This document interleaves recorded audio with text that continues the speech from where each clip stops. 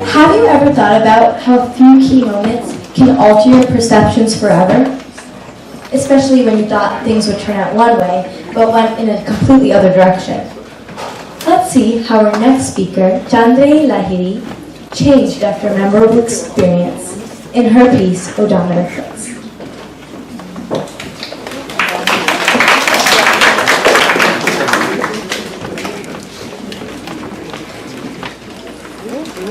Hi. Did you ever watch your car odometer for a milestone? 100,000 miles, 200,000 miles? If you did, chances are that you were young, in that excitable phase where life is lived through symbolic milestones.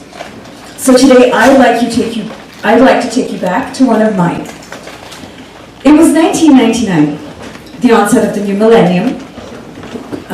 I had just finished grad school, I had started my first job, moved in with my husband and set up home in New Jersey.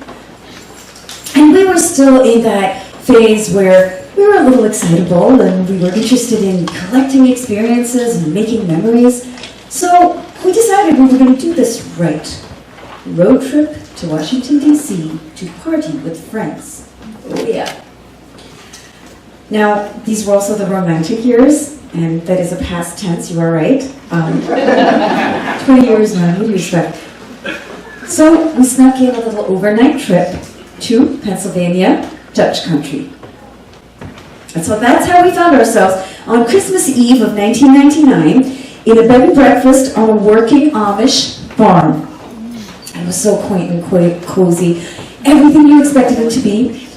We woke up in the morning to the smell of freshly brewed coffee, and we were still munching on the muffins, homemade of course, when the farmer's wife, she came in and she popped her head around the door. She said, "It must be so hard to be away from your family on Christmas Day." "Yes?" "Oh, I'm so sorry. You do celebrate, don't you?" Do we celebrate Christmas, folks? I didn't know what to say. Where do I start? Do I tell her, do I describe Newmarket stalls in Kolkata bristling with the annual forest of fake Christmas trees? Or do I describe maybe the lone one in the corner of our living room? Wire, plastic leaves, fake cartoonish. How do I explain that it delighted us all the same? Do I describe to her what Christmas gifts were in our house? Upcycled trash, that's what they were. My little cousins working with glitter and glue, transforming treasure, well, creating treasure from junk, like a jar darkin, a can of tobacco, which would be transformed into a pen holder. There might be a box that used to hold shandish, which would now become a bangle holder, maybe. But how do I explain that the oohs and the ahs of the grown-ups who would receive it would not be for their wonderful new possessions? It's so cute. But it would be a celebration of this first sign of childhood generosity. Maybe I should describe to her what the seasonal smells were, huh? Not fir, not pine, not cinnamon baking smells.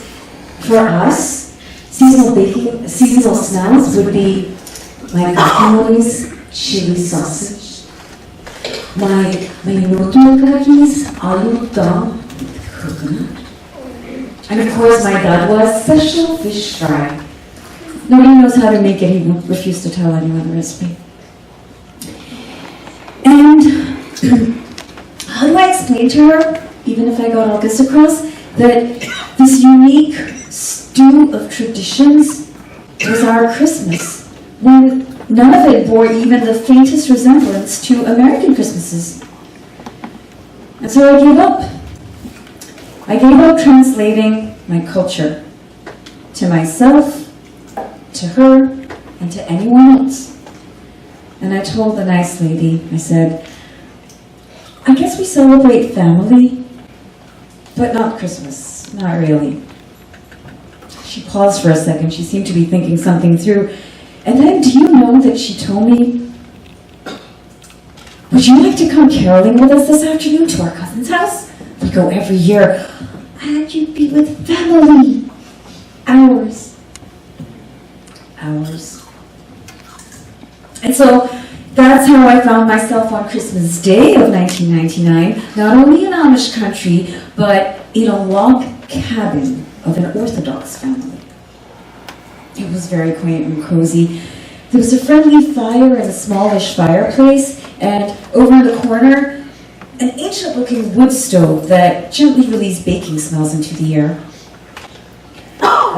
Wooden furniture sat around a braided rug, polished with years and years of use, and there were little oil lamps here and there, casting little golden bubbles of light. And the people, well, they welcomed us in by now, so all the polite chit-chat was out of the way, so we could kind of sit back and take it all in, and the people, I felt like they had stepped out of a period film, or maybe we'd stepped into one, I'm not sure, but the men wearing long beards, suspended breeches, the women wearing bonnets on their head and swishy floor-length cotton gowns, and the kids are, of course, miniature replicas of the grown-ups. And then, all around us, as I looked and listened, there arose this hum of conversation. Sedate, respectful, quiet conversation. And it sent me hurtling back to Kolkata and my living room with the fake Christmas tree in the corner. Although, truth be told, quiet conversation is an oxymoron in our family. To be a Lahiri, I'm convinced you need to demonstrate that you possess a healthy pair of lungs, a love for storytelling, this one's important, a dedication to pointless arguing. So on Christmas Day, you would frequently find us full-bellied from the feast, that's the same everywhere in the world, stuffed to our gills and ready for the post-prandial adda and torko, which translates roughly into conversation and debate. It would typically start with my uncle, my tatumani. He would start with shikar stories from the Chandreyee days when my family lived in the country, right? So, 3 a.m. knocking on the door, villagers saying that they were being terrorized by a man-eating royal Bengal tiger. My father grabbing a gun, jumping into a jeep and just driving pell-mell through the dense jungles. And then my father, Bobby, he would jump in at key moments to embellish. The crunch of the leaves underfoot as he stalked his prey, heart in mouth, just iron-willed, eyes on the gun sight. Now there's one thing I need to tell you about my Bobby. My Bobby enjoyed the value of a good story far above historical accuracy. So you might have heard the story 10 times before, but you never knew what form it would take on any given day. It made his thrilling accounts a little bit dubious, and it strayed into that territory between fact and fiction, but for entertainment value, there was nothing like it. Anyway, so then at some point, politics would enter the home. And in my house, this usually was the shadow of Indira Gandhi rising up to deplore the latest CPM shenanigans. Are charo bodi. Aaj Kolkata band kar Bangla band chhara kichu jana ache. Kaj kore dekhak na. Chotto shop. I'm not translating that. It's a lot of angry talking. And then that would devolve into soccer scores. Soccer scores would devolve into how bad the electricity supply was on the roads, until usually a mother or an aunt in the room would sense that a tipping point was near, and they would deftly change the subject. In our house, this usually was with shama.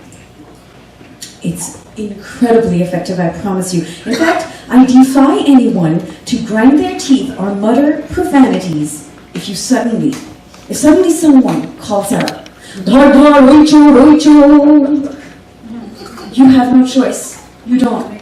Generations of conditioning will force you to reply, "No, noicho, noicho, noicho. Anna yobo bade amari philo na pane noi, ami noicho, noicho." And it just flows from there, right? Anger forgotten, peace restored, thank God. Or as he's known in West Bengal, Robi Thakur. And then, when Shama was run through dutifully, it would be Devanand's turn, right? Because you gotta have a little Devanand.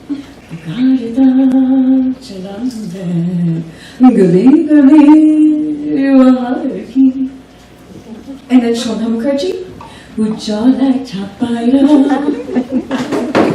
And then, this one.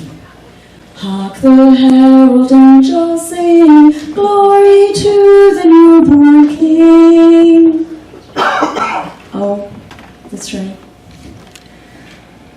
We're not in Kolkata anymore, Toto. The Amish people had intruded into my memories in gentle a cappella harmony. There was a sweet little granny to my side who had extended her hymn book open to the right page in case I would like to join in the singing. And I did. Oh, there was so much joy. There was such familiar comfort in blending my voice with so many others, all of them raised in communion, raised in joy. And of course, I slid gently back into that Kolkata living room. You know, as the night wore on and the kids slipped into an exhausted stupor, we'd start winding up the day, and it was usually with song too. Typically, it would be my dadua, the guy with the famous fish fry, you know? He'd be channeling Sehgal. Now, I can't sing half as well as dadua, leave alone Sehgal, so bear with me as I try to give you a taste of this. Babul Mura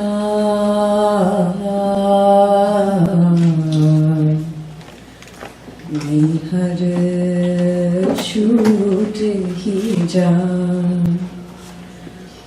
Babul Mura Nihar Chut Ja Main chali पिया के देश बाबुल मोरा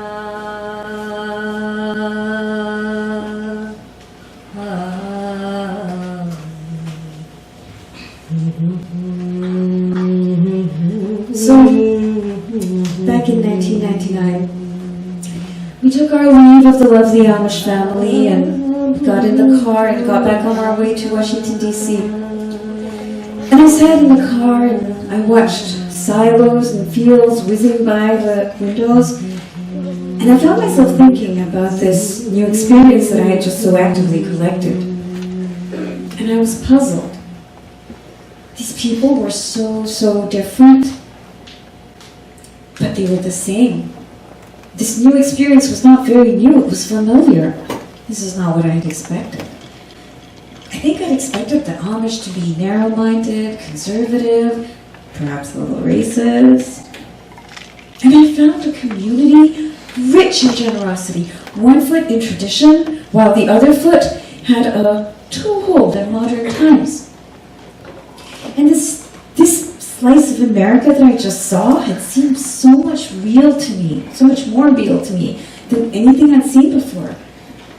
If for no other reasons that it was peppered with contradictions, just like my own Christmas celebrating Brahmin family, right? Now, I'm not going to say that I was never again visited by the ghosts of Christmas past. I was. And I am, even though I have Christmas traditions of my own now, American ones. But I think I never quite again felt like an outsider looking in. I'm not going to say we're all the same. We can't be, right? But maybe the similarities running through our differences are what's important. In this patchwork quilt of a country, it might just keep me warm. My odometer had certainly clicked over into a new time. Thank you.